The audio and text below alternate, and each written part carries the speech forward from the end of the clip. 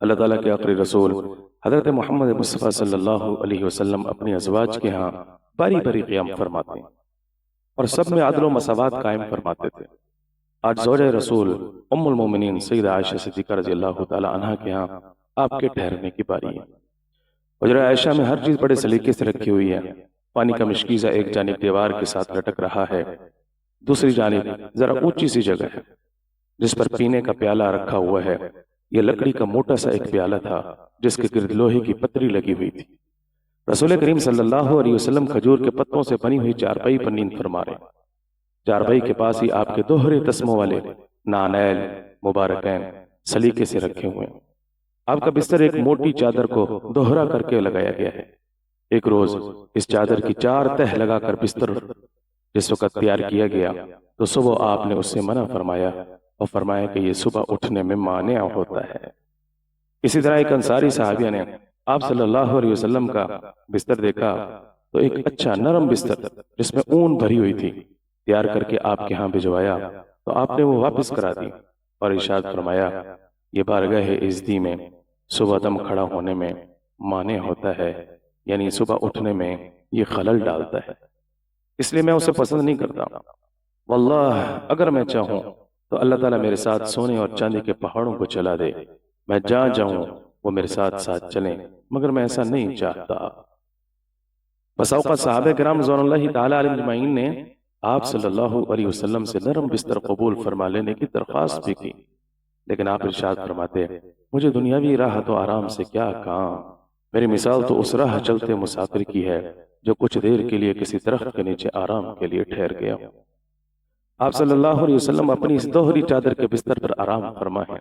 حجرے میں ایک جانب کچھ اونچی جگہ پر چند اشیاء سلیقے سے رکھی ہوئی ہیں جن میں ایک لکڑی کی ٹپیا بھی جو آپ کا عطر دان کہلاتا ہے، ایک طرف آپ کا سفید رنگ کا صحاب نامی امامہ ادب سے رکھا گیا ہے جس میں ٹوپی بھی سجی ہوئی ہے، ایک جانب چند کپڑے شائستگی کا نمونہ بنے ہوئے ہیں۔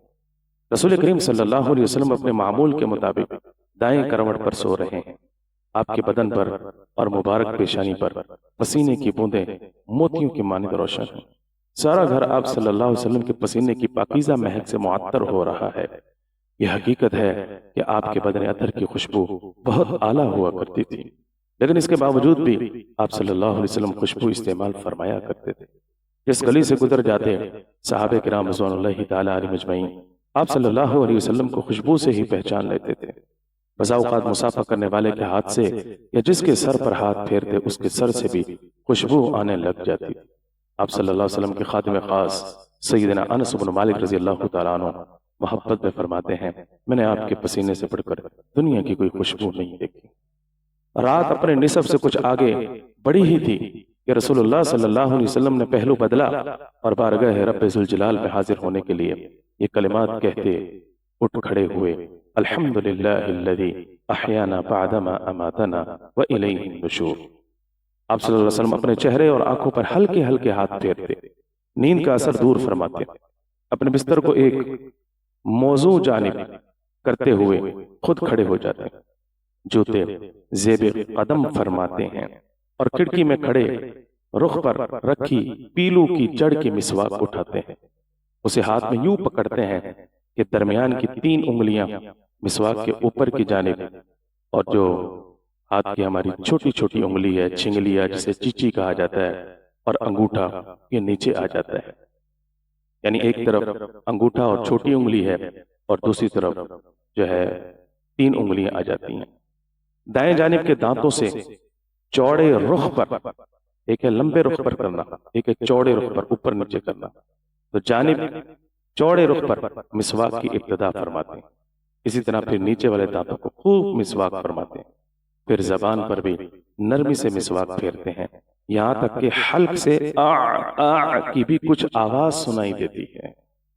اللہ کے رسول صلی اللہ علیہ وسلم لٹکے ہوئے مشکیزے کا بند کھول کر ایک برتن میں کچھ پانی لیتے ہیں اور بیٹھ کر بسم اللہ پڑھ کر وضو فرمانے لگتے ہیں۔ اعضائے وضو کو 3 بار دھوتے ہیں۔ آپ کا پسندیدہ معمول ہے سر پر مسح فرماتے ہیں، داڑھی اور انگلیوں کا خلال بھی فرماتے ہیں، ایڑیوں کو خوب دھویا کرتے ہیں، اور اعضائے وضو سے بال برابر کوئی جگہ خشک نہیں رہنے دیتے، لیکن اس کے باوجود پانی بہانے میں اسراف آپ کو نہایت ناپسند ہے۔ آپ صلی اللہ علیہ وسلم دوران وضو اللہ تعالیٰ سے دعائیں کرتے اور دنیا و آخرت کی بھلائی مانگتے جاتے تھے۔ وضو کے بعد آپ صلی اللہ علیہ وسلم کی پسندیدہ دعا اور شہادت کے بابرکت کلمات اشہد ان لا الہ الا اللہ وحدہ لا شریک لہ واشہد ان محمدا عبدہ ورسولہ اللہم اجعلنی من التوابین واجعلنی من المتطہرین۔ آپ یہ پڑھتے ہیں۔ آپ صلی اللہ علیہ وسلم کا ارشاد ہے، جو شخص اچھی طرح سے وضو کرے پھر یہ مذکورہ الفاظ پڑھ لے، اس کے لیے جنت کے 8 دروازے کھول دیے جاتے ہیں۔ پھر آپ صلی اللہ علیہ وسلم درج ذیل آیات پڑھتے اور اپنے رب سے کچھ مناجات کرتے ہیں۔ پھر اللہ کے رسول صلی اللہ علیہ وسلم عجز و نیاز کے پیکر بن کر اپنے پیارے معبود کے سامنے نماز تہجد کے لیے کھڑے ہو جاتے ہیں۔ کائنات کے سب سے عظیم انسان کائنات کے خالق و مالک کے سامنے سب سے بڑے عابد اپنے معبود حقیقی کو مناتے ہوئے محمد رسول اللہ صلی اللہ علیہ وسلم سب سے زیادہ لائق تعریف ہستی کی حمد بجا لاتے ہوئے امت کے سچے خیر خواہ اپنی امت کو بخشوانے کے لیے رب کے حضور کائنات میں اللہ کے قرآن کو سب سے بہتر انداز سے پڑھنے والا قاری پورے سوز اور درد کے ساتھ شہنشاہ اعظم کا کلام پڑھا جا رہا ہے۔ رات خود اپنے وجود پر فخر سے اترا رہی ہے، اس کی سیاہی کو حضور کا مکھڑا جگمگا رہا ہے۔ آسمان جھک جھک کر محبوب رب ذوالجلال کو اشکبار آنکھوں سے سلام کر رہا ہے۔ چاند آسمان کے ایک افق پر اپنے وجود کو امنا کے لال کے سامنے بے نور سا محسوس کرتے ہوئے شرمندہ ہے۔ بلا شبہ زمین کا وہ خطہ خوشی سے نہال ہے جس پر نبیوں کا امام اپنی بندگی کے لازوال نقوش ثبت کر رہا ہے۔ رات کے اندھیرے میں ام المومنین سیدہ عائشہ صدیقہ رضی اللہ تعالی عنہا نے جو پہلو بدلا تو اللہ کے محبوب صلی اللہ علیہ وسلم کو بستر پر نہ پایا۔ آپ نے اپنا ہاتھ ذرا ادھر ادھر پھیر کر دیکھنا چاہا کہ آپ کہاں ہیں، تو آپ کے ہاتھ پیارے آقا کے قدموں کے تلبے پر لگے، جس سے معلوم ہوا کہ آپ صلی اللہ علیہ وسلم سجدے میں ہیں اور کچھ دعائیہ کلمات اپنی زبان سے ادا فرما رہے ہیں۔ سیدہ عائشہ صدیقہ رضی اللہ تعالی عنہا نے اپنے کانوں کو آپ صلی اللہ علیہ وسلم کے سر کے قریب کیا تو امت کے غمخوار آقا کی زبان پر یہ الفاظ ادا ہو رہے تھے، اللہم اعوذ برضاک من سخطک وبمعافاتک من عقوبتک واعوذ بک منک لا احصی ثناء علیک انت کما اثنیت علی نفسک۔ اے اللہ، میں تیری رضا چاہتے ہوئے تیری ناراضگی سے پناہ مانگتا ہوں، تیری معافی اور درگزر کے ساتھ ہر طرح کی پکڑ سے بچنا چاہتا ہوں، تیری رحمت کے صدقے تیرے عذاب سے پناہ کا طلبگار ہوں۔ میں تیری ثنا و تعریف کا کما حق ہو حق ادا نہیں کر سکتا، بس تو ویسے ہی ہے جیسے تو نے اپنی ثنا خود بیان کی ہے۔ ام المومنین سیدہ عائشہ صدیقہ رضی اللہ تعالیٰ عنہ اپنے شوہر کو مصروف عبادت دیکھتی ہیں تو بارگاہ رب العالمین میں حاضری کے لیے خود ہی اٹھ جاتی ہیں، جبکہ پہلے آپ صلی اللہ علیہ وسلم کا معمول تھا کہ آپ بڑی نرمی اور شائستگی سے انہیں اٹھایا کرتے تھے۔ پھر آپ باوضو ہو کر نہایت باوقار انداز میں مصلی عبادت حجرہ کے ایک گوشہ میں آپ سے ذرا پیچھے لگا لیتی ہیں اور قبولیت کے اوقات و لمحات میں اپنے پیارے اور عظیم شوہر کی معیت میں اپنے رب کو منانے لگ جاتی ہیں۔ پھر اللہ تعالیٰ کی محبوب ہستیاں اپنی آہوں اور سسکیوں سے حجرے کے در و دیوار کو رلا دیتی ہیں اور آسمان کے فرشتے رشک عبدیت میں انگشت بدنداں دکھائی دیتے ہیں۔ قیام اللیل کی ان بابرکت لمحات میں رسول کریم صلی اللہ علیہ وسلم تلاوت کرتے کرتے جب 7ویں پارے کی اس آیت پر پہنچے تو آپ صلی اللہ علیہ وسلم کی ہچکیاں بند اور زار و قطار رونے لگے۔ آپ صلی اللہ علیہ وسلم اس آیت کو بار بار دہراتے اور روتے جاتے تھے، ان تعذبہم فانہم عبادک وان تغفر لہم فانک انت العزیز الحکیم۔ اے اللہ، اگر تو انہیں عذاب دے تو یہ تیرے ہی بندے ہیں، اور اگر تو ان کو بخش دے تو بلا شبہ تو غالب ہے، حکمت والا ہے۔ امت کا غم آپ کو رلا رہا ہے، آپ امت کی بخشش کے طلبگار بن کر اپنے سچے مسجود کے سامنے التجا کر رہے ہیں، اپنے آنسوؤں کا نذرانہ پیش کر کے امت کی بخشش مانگ رہے ہیں۔ اپنے اس طویل قیام میں رات بھر آپ صلی اللہ علیہ وسلم نے اسی آیت مبارکہ کو بارہا دہرایا۔ پھر آپ رکوع میں گئے اور سبحان ربی العظیم کے بابرکت الفاظ کے ساتھ دیر تک اپنے عظیم رب کی تسبیح بیان فرماتے رہے۔ پھر اللہ کے لاڈلے پیغمبر نے اپنی جبی نیاز رب العالمین کے حضور جھکا دی اور دیر تک سر بسجود رہے۔ سارے جہانوں کے اکیلے بادشاہ، اقتدار اعلیٰ کے مالک، وحدہ لا شریک شہنشاہ کے سامنے سبحان ربی الاعلیٰ اور نیاز مندی کے دیگر پاکیزہ کلمات کے ساتھ مناجات کر رہے ہیں۔ رات کا آخری پہر ہے، حضور نبی کریم صلی اللہ علیہ وسلم کے مبارک پاؤں اور پنڈلیوں پر ورم آ گیا ہے، لیکن اس کے پرواہ کیے بغیر آپ لذت مناجات سے سرشار ہیں۔ آج آپ صلی اللہ علیہ وسلم نے بہت عمدہ اور خوبصورت لمبی لمبی لمبی لمبی نماز تہجد کی 8 رکعات ادا فرمائی۔ ام المومنین سیدہ عائشہ صدیقہ رضی اللہ تعالیٰ عنہ عرض کرتی ہیں، میرے تاجدار آپ تو بخشے بخشائے ہیں، پھر عبادت میں اس قدر اپنے آپ کو کیوں تھکاتے ہیں؟ حضور صلی اللہ علیہ وسلم ارشاد فرماتے ہیں، عائشہ کیا میں اپنے رب کا شکر گزار بندہ نہ بنوں؟ گویا کہ آپ کا اشارہ اس طرف تھا کہ تم میری عبادت اور ریاضت کو ہی نہ دیکھو بلکہ رب العالمین کی عطاؤں کو بھی تو دیکھو۔ اس ذات نے مجھے کیا کچھ عطا نہیں کیا، اس نے مجھے اولین و آخرین کا سردار بنایا، تمام خلائق میں مجھے سرداری بخشی، مجھے نبیوں کی امامت کا اعزاز عطا فرمایا، رسالت کے ساتھ ساتھ تاج ختم نبوت سے بھی مجھے نوازا، سب نبیوں سے بڑھ کر معجزات و کمالات سے مجھے سرفراز کیا گیا، مجھ پر سب سے بہتر کلام اور کتاب اللہ کا نزول فرمایا، کامل اور اکمل شریعت دے کر صبح قیامت تک کے لیے رہنمائی بخشی، صرف مجھے ہی نہیں میری امت کو بھی دوسری امتوں پر فضیلت اور عزت عطا فرمائی، اس نے یوں مجھ پر نوازشات کی بارش فرمائی ہے، پھر کیا میں اس مہربان رب کا شکر گزار بندہ نہ بنوں، اس کے سامنے دن رات مصروف ثنا نہ رہوں؟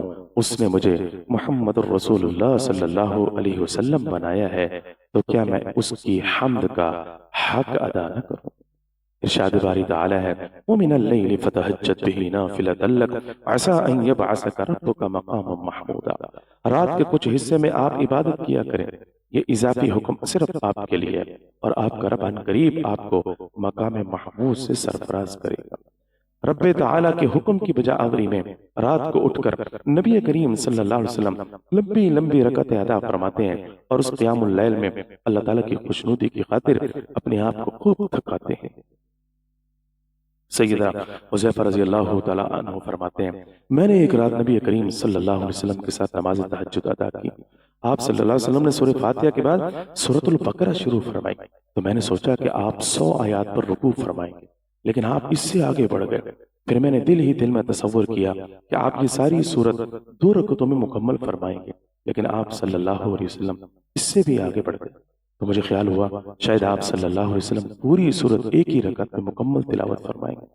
سورہ بقرہ مکمل کر لینے کے بعد رسول اللہ صلی اللہ علیہ وسلم نے سورہ آل عمران شروع فرما دی، اس کو بھی آپ نے ترتیل اور عمدگی کے ساتھ پڑھا، پھر آپ سورۃ النساء کی تلاوت کرنے لگے۔ جب آپ ایسی آیت سے گزرتے جس میں تسبیح ہوتی تو آپ سبحان اللہ کہتے، جب کسی دعائیہ آیت سے گزرتے تو خوب دعا فرماتے، اور جب آپ تعوذ والی آیت پڑھتے تو ہر شر اور فتنے سے اللہ تعالیٰ کی پناہ چاہتے۔ آپ صلی اللہ علیہ وسلم رکوع میں گئے، دیر تک سبحان ربی العظیم پڑھتے رہے، یہاں تک کہ آپ کا رکوع بھی قیام کے برابر ہو گیا۔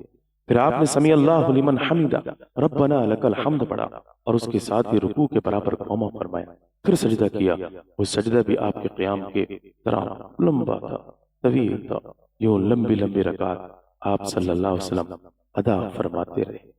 سیدنا عبداللہ بن عباس رضی اللہ عنہ فرماتے ہیں، ایک مرتبہ میں نے اپنی خالہ ام المومنین حضرت میمونہ رضی اللہ تعالی عنہا کے یہاں قیام کیا، آدھی رات یا اس سے کچھ پہلے رسول اللہ صلی اللہ علیہ وسلم بیدار ہوئے، اپنے چہرے پر ہاتھ پھیر کر نیند کا اثر دور فرمایا، پھر سورہ آل عمران کی آخری 10 آیات کی تلاوت فرمائی، پھر آپ ایک لٹکے ہوئے مشکیزے کی طرف گئے، اس سے پانی لے کر آپ نے بہت ہی عمدہ انداز میں وضو کیا، پھر آپ نماز پڑھنے کے لیے کھڑے ہو گئے۔ سید عبداللہ بن عباس رضی اللہ عنہ فرماتے ہیں، میں اٹھا اور جو کچھ آپ نے کیا تھا میں نے بھی کیا، پھر جا کر رسول اللہ صلی اللہ علیہ وسلم کے پہلو میں کھڑا ہو گیا اور نماز تہجد ادا کرنے لگا۔ آپ صلی اللہ علیہ وسلم نے میرے سر پر اپنا دایاں ہاتھ پھیرا اور میرا کان پکڑ کر مجھے سیدھی طرف کھڑا کر دیا، پھر آپ صلی اللہ علیہ وسلم نے 2 رکعت نماز پڑھی، پھر 2 رکعت اور پڑھی، پھر 2 اور پھر 2 اور پھر 2 اور پھر مزید 2 رکعتیں پڑھی، یعنی 12 رکعت آپ نے ادا فرمائی، پھر وتر پڑھے اور تھوڑی دیر آرام فرمایا۔ جب مؤذن نے اذان کہی تو آپ صلی اللہ علیہ وسلم نے اٹھ کر فجر کی 2 سنتیں اختصار سے پڑھیں اور مسجد میں تشریف لا کر صبح کی نماز جماعت سے ادا فرمائی۔ دوسری روایت میں ہے کہ جب آپ صلی اللہ علیہ وسلم بیدار ہوئے تو یہ دعا فرمائی: اے اللہ میرا دل روشن فرما دے اور میری آنکھیں روشن فرما دے، میرے کانوں میں نور، میرے دائیں نور، میرے بائیں نور، میرے اوپر نور، میرے نیچے نور، میرے آگے نور، پیچھے نور، روشن فرما دے اور میرے لیے نور خوب بڑھا دے، یہاں تک کہ میرے پٹھے، گوشت، خون، بالوں اور میرے بدن کی جلد میں یعنی میرے ہر رگ اور ریشے میں بھی نور یا رب العالمین بھر دے۔ سیدنا ابو ہریرہ رضی اللہ عنہ سے روایت ہے، اللہ کے آخری رسول حضرت محمد مصطفیٰ صلی اللہ علیہ وسلم نے فرمایا، اللہ تبارک و تعالی ہر رات آسمان دنیا کی طرف نزول فرماتا ہے۔ جس وقت رات کا ابتدائی حصہ گزر جاتا ہے تو اللہ فرماتا ہے، میں بادشاہ ہوں، کون ہے جو مجھ سے دعا کرے اور میں اس کی دعا قبول کروں، کون ہے جو مجھ سے سوال کرے میں اسے عطا کروں، کون ہے جو مجھ سے بخشش مانگے اور میں اسے معاف کر دوں۔ اللہ تعالیٰ اسی طرح فرماتا رہتا ہے یہاں تک کہ صبح روشن ہو جاتی ہے۔ اب اس ساری عبادت کے بعد جوہر عبادت یعنی دعا کی جانب حضور صلی اللہ علیہ وسلم متوجہ ہوتے ہیں اور اپنے ہاتھ کریم داتا اور مہربان رب کے سامنے پھیلا دیتے ہیں، جو سب کو دیتا ہے اور ساری کائنات اسی سے لیتی ہے۔ وہ داتا ہے اور ساری خلقت اسی کی در کی سوالی ہے۔ وہ رازق، باقی سب مرزوق، وہ مالک اور سب باقی مملوک، مانگنے والے سب ہیں اور وہ اکیلا دینے والا ہے۔ جھولیاں پھیلانے والے سب ہیں اور وہ جھولیاں سب کی بھرنے والا ہے۔ دعا کے آغاز میں حضور صلی اللہ علیہ وسلم نے خوب حمد بیان فرمائی، اللہ کی کبریائی اور بڑائی کے کلمات کہہ کر اس کی رحمتوں کو سزا دی، امت کی بخشش کا سوال کیا، ہر خیر اور بھلائی کے دروازے کھلنے کی درخواست کی اور امت کے ہر فرد کے لیے اللہ کی بارگاہ میں ہدایت طلب فرمائی۔ رسول اللہ صلی اللہ علیہ وسلم اپنے آنسوؤں کے ساتھ اپنی دعا کو مزین کر کے قرب الہی کی برکتوں کو سمیٹ رہے ہیں۔ پھر آپ کی زبان پر ایک سوال یوں آیا کہ اسے ہی دہرانے لگے۔ آپ کے ہاتھ اس قدر بلند ہوئے کہ مبارک بغلوں کی سفیدی بھی نظر آنے لگ جاتی ہے اور آپ کے لہجے میں رقت بھی بڑھ گئی۔ لبوں پر آئی ہوئی دعا اور وہ سوال یہ ہے کہ اے اللہ میری امت کی بخشش فرما دے، اے اللہ میری امت، اے اللہ میری امت کی بخشش فرما دے۔ اس دعا کو رسول کریم صلی اللہ علیہ وسلم نے اس قدر دہرایا کہ آپ کو اطمینان ہو گیا۔ تب آپ اٹھے اور آخر میں نماز وتر عطا فرمائی۔ وتر کی پہلی رکعت میں سورۃ الاعلیٰ سبح اسم ربک الاعلیٰ، دوسری میں قل یا ایھا الکافرون اور تیسری رکعت میں سورۃ الاخلاص کی تلاوت فرمائی۔ ادھر کچھ ہی دیر میں مسجد نبوی سے صدائے اللہ اکبر بلند ہونے لگی۔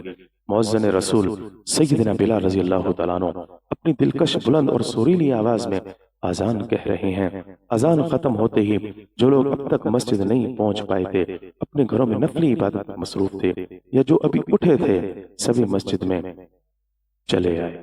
گھروں میں خواتین اٹھتی اور نماز کی تیاری میں لگ جاتی۔ بہت سی خواتین پہلے ہی سے بیدار ہیں، نماز تہجد ادا کر کے نفلی روزے کے لیے سحری کا کھانا کھلا چکی ہیں۔